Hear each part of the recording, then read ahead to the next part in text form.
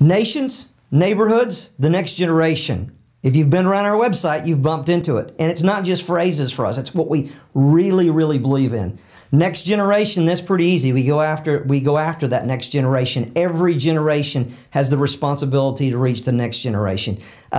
Nations, we really believe in missions. Unapologetically, we believe that everybody needs the gospel. Everybody needs Jesus. Now, what about this neighborhoods thing? One of the things that are not often said is that when people open the Word of God, Paul actually had these rules for the churches. And he would tell the churches, don't forget my rule for all the churches.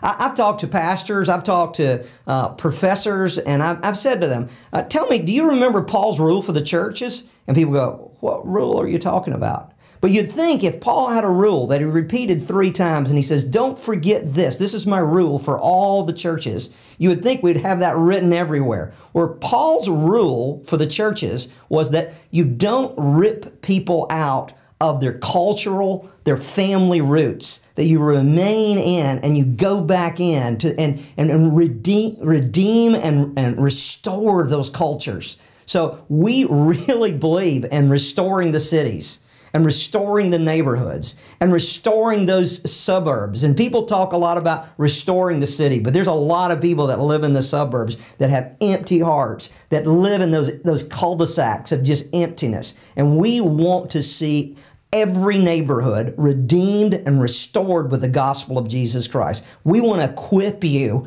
how to turn the church loose in your neighborhood.